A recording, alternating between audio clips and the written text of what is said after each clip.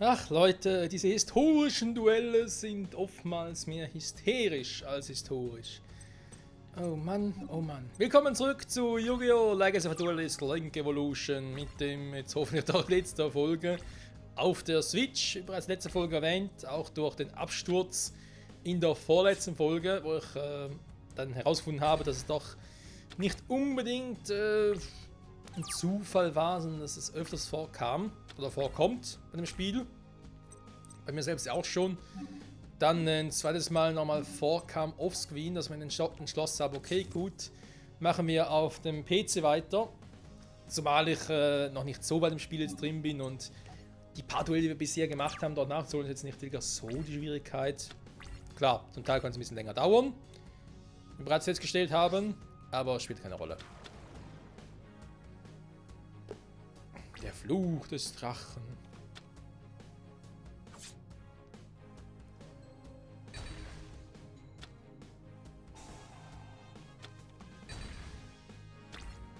Okay, also hat das gelohnt. Hä? Vor allem hat er instant den Zug beendet. Falls diese Karte von einem Monster angegriffen wird, nach der Schadensberechnung geht das Monster auf die Hand zurück. Es steht nicht, dass die gegnerische Battlephase am beendet ist oder so. Aber so voll, ich habe keinen Bock mehr drauf. Tschüss. Und ich so, hä? Okay, dann rufen wir mal Ryu Kishimacht, in der Hoffnung, dass jetzt mal den Elfenschwertkrieger jetzt mal platt machen. Beim Fluch des Drachen ist er zurück auf seiner Hand. Ich glaube nicht, dass er noch viele Monster sonst auf der Hand hat. Okay, gut, das ist... Ja, da könnte theoretisch nochmal ein Monster normal rufen, wa? Das wird theoretisch noch gehen. Drachemeister Gaia!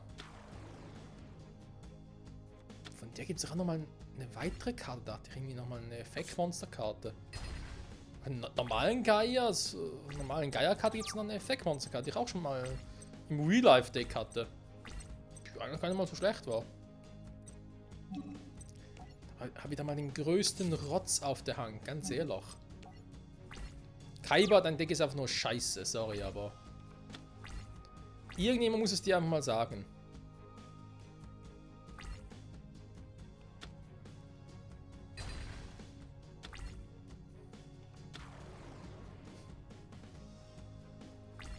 Was will ich jetzt für eine Crash-Karte geben? Monster-Generation? Okay, nehme ich auch.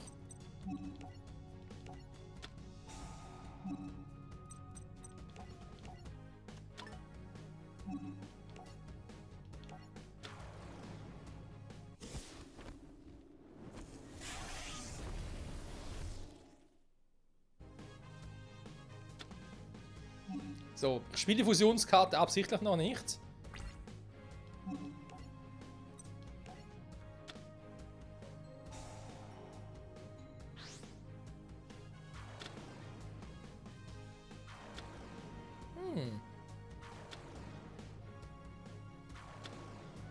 Aber jetzt kann ich mein Ziel nochmal neu ändern. Genau, jetzt kann ich auf den angreifen. So. Jetzt ein paar Token da, aber... Ja, wenn Tributbeschwörungen anbieten, geht nicht bei denen. Okay, ist kein Problem.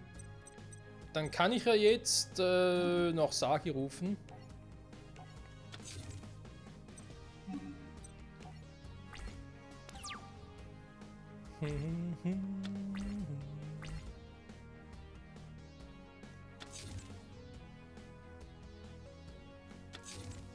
So.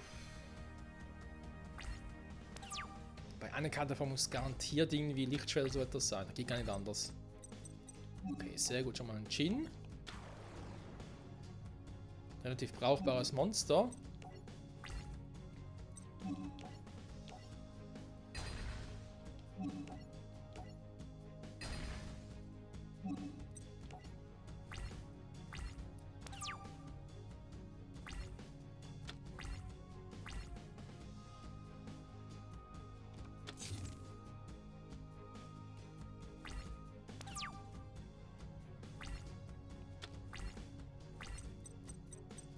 Sehr schön, noch ein bisschen weiteren Support.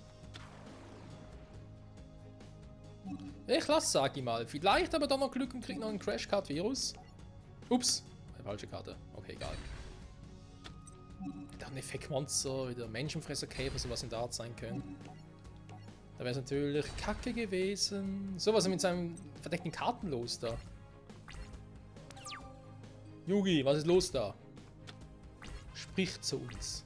Teil dich uns mit. Gut, Yugi will nicht. Ist sein Problem.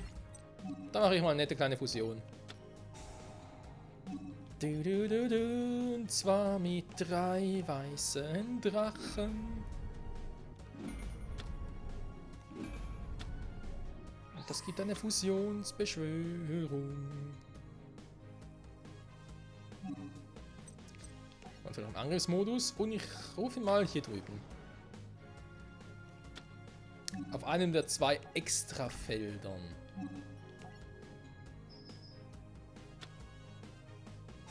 Alter, das ist ja von Joey die Karte ausgeborgt oder was?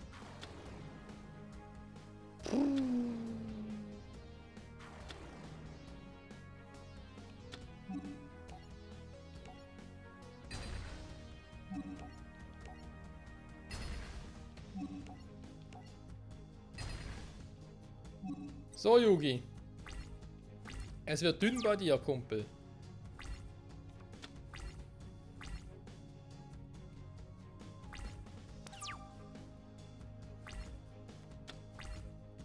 Der Crashcard-Virus ist da.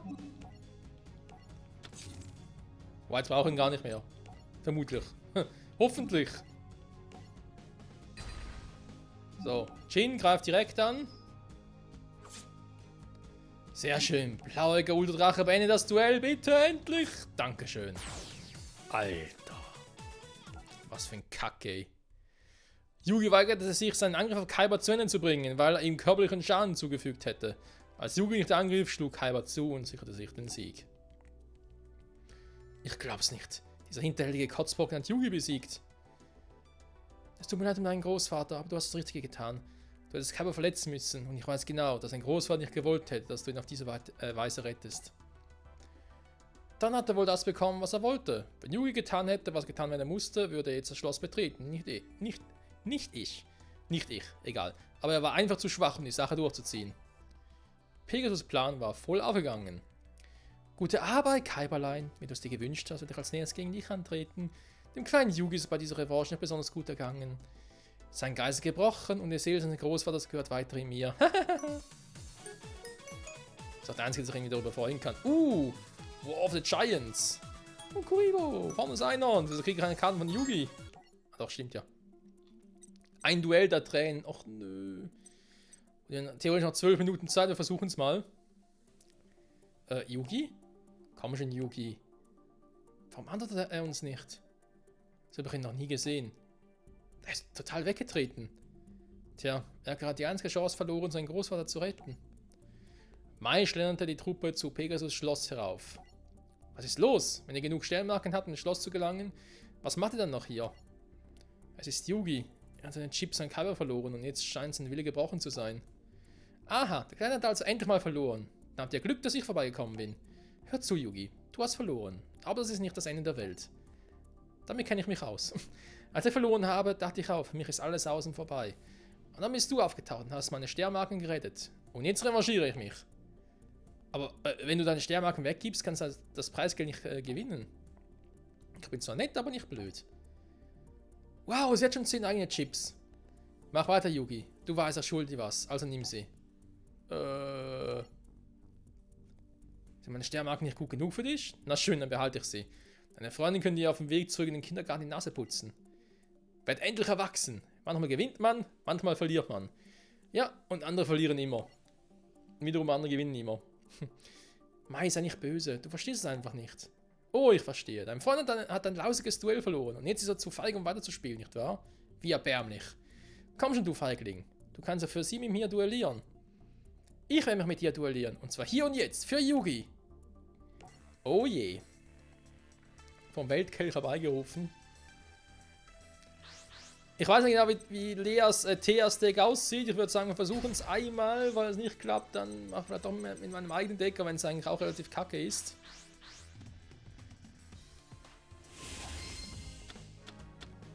Ach du Scheiße.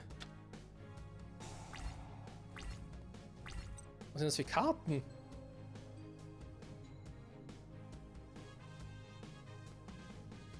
Der Auftritt ist eigentlich noch relativ ein geiles Monster. Der Rest eher so.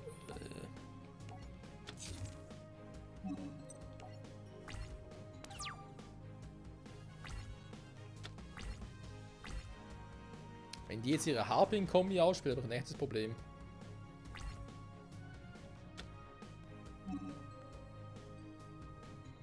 Das ist so ein Lichtmonster, das bringt gar nichts.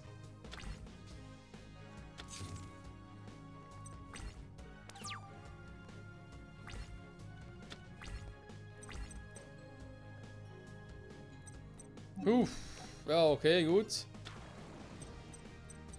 Wir können sie mal riskieren. Was? Er ist der Typ Fee. Nein, ist ein Hex. Was? Geschenk der Fee ist aber ein Hexermonster. Okay.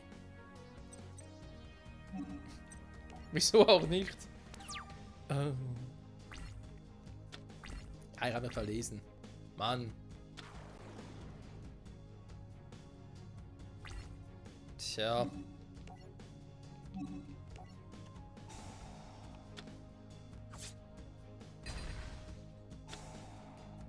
Das ist leider auch nur für diesen Battle Step, war ist jetzt. Ja. Yeah. Oh, und weiter aufrichtig. Krass. Die gibt es ja jeweils noch mehr, wa?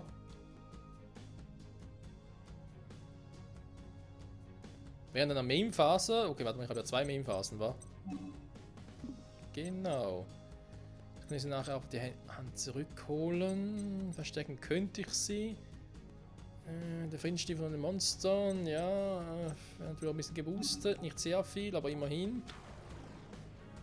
Leuchtende Freundschaft. Und der Fluch zerstöre, weil ich es einfach kann. Okay. Ist eigentlich mit Kaleidoskop gerechnet, aber soll mir recht sein.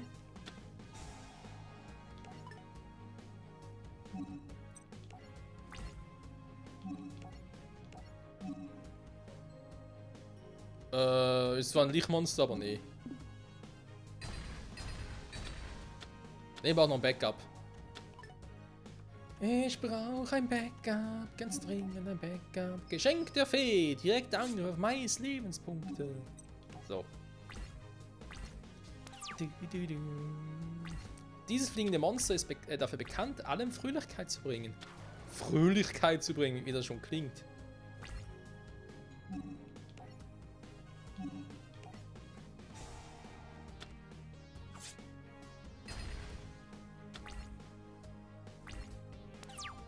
Und sie hat ihren Zug verschwendet. Gemeinsam sind wir stark. Okay, natürlich, ein bisschen doof, weil ich keine anderen Monster am Feld habe.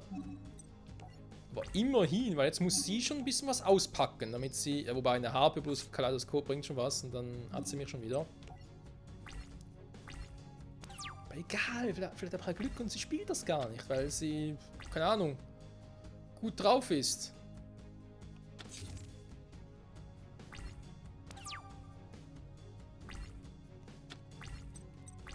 So. Ein weiteres Monster. Das Geschenk der Fee wird stärker. Ist bereits so stark wie ein weißer Drache. Harpinmetren, okay.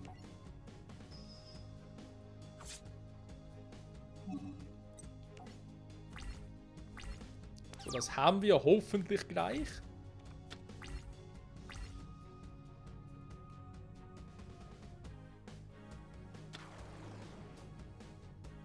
Takue! Oje, oje. Ja gut, ganz ehrlich, ich meine, sie kann nicht so scheiße Karten auf der Hand haben.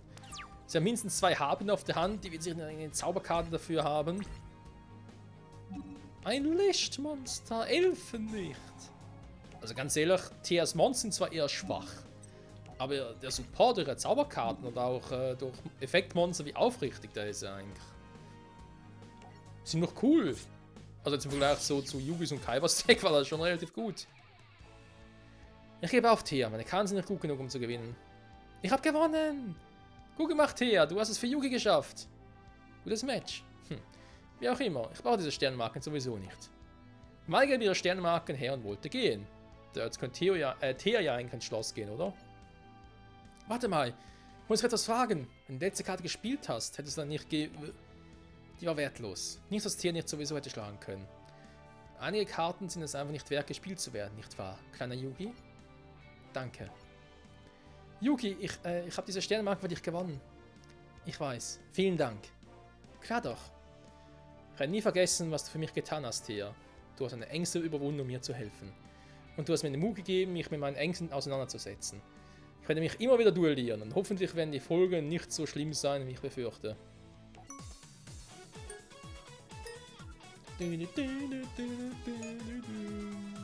Harpienflederwisch. Oh, Baby spielt auch der Harpie auch, krass.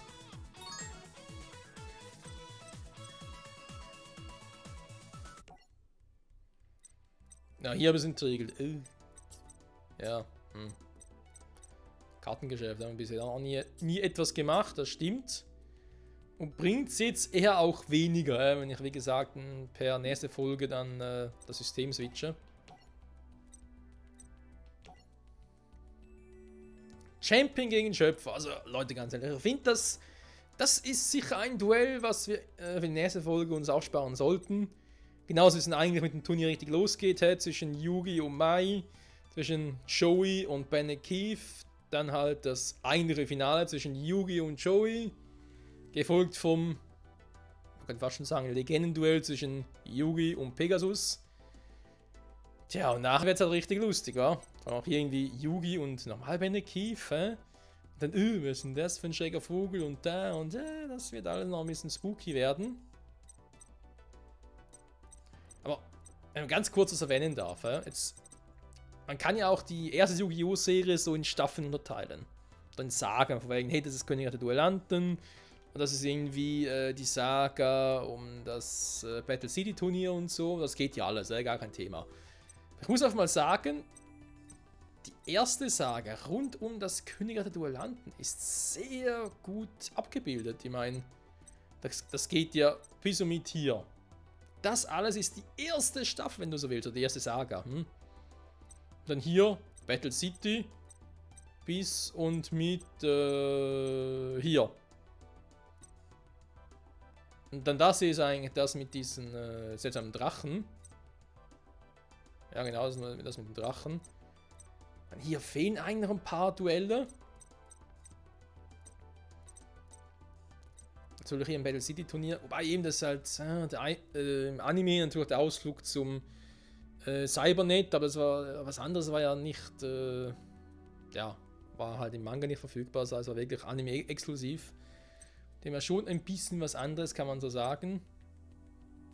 Doch die letzte Saga, ich meine, das hier, ich glaube, das hier ist eigentlich sowieso auch Anime-mäßig, oder? Das mit den Drachen rund um Atlantik und so, gab es das im Manga auch, die Saga? Weiß gar nicht mehr. Und halt hier, die letzte Saga von dem vom Original Yu-Gi-Oh! Anime. Ja, schön. Ein einziges fucking Duell. Wo ich mir auch denke, what? Aber ja, so ist es halt, wa? Dann Yu-Gi-Oh! GX, Yu-Gi-Oh! 5Ds. Ja, 5Ds generell, ich muss ja generell sagen, liebe ich ja eigentlich 5Ds von der Saga her und so, ist eigentlich echt geil gemacht. Das Ganze, aber wenn hier natürlich die ganzen Turbo-Duelle nicht dabei sind, sondern einfach, hey, ja, dir fehlen die Schnellzauberkarten und sowas in der Art. Das ist schon ein bisschen was anderes,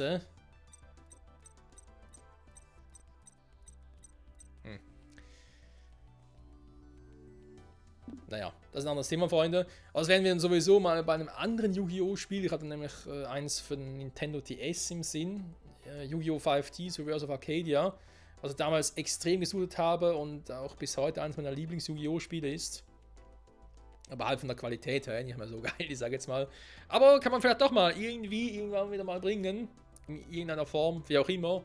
Per Emulator oder, ja, schon Emulator, weil Gamecatcher kann wird zwar auch gehen, aber eben die Quali. Da ist mir, glaube ich, die Quali ein bisschen das Problem. Weil man sage, nee, das Quali das ist ein bisschen dann zu schwach dafür die heutige Zeit. Aber egal.